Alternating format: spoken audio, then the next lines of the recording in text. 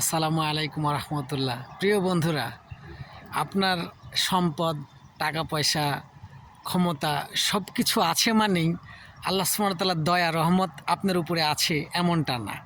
আল্লাহ সুবহানাহু ওয়া তাআলা ধন সম্পদ, টাকা পয়সা, ক্ষমতা ফেরআউনকেও দিয়েছিল, কিন্তু দিন শেষে পানিতে ডুবিয়ে মেরেছে।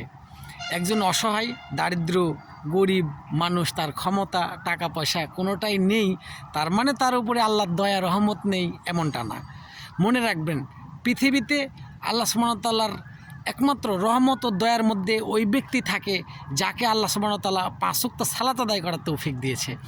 যে ব্যক্তি আল্লাহ সুবহানাহু ওয়া তাআলাকে 5 ওয়াক্ত সালাতে হাজিরা দিতে পারে না, ওই ব্যক্তি আল্লাহ সুবহানাহু ওয়া তাআলার রহমতের মধ্যে নেই, এ কথাই চূড়ান্ত।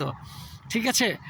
তো আপনার কাছে টাকা পয়সা, ধন সম্পদ আছে মানেই আপনি এর প্রতিবেশী, দারিদ্র, অসহায় তার উপরে জুলুম করবেন, ক্ষমতা দেখাবেন, এ থেকে বেঁচে থাকুন। মনে রাখবেন, আল্লাহ সুবহানাহু ওয়া তাআলাকে জালিমকারীকে, ক্ষমতাধরকে নিমিষেই শেষ করে দেয়।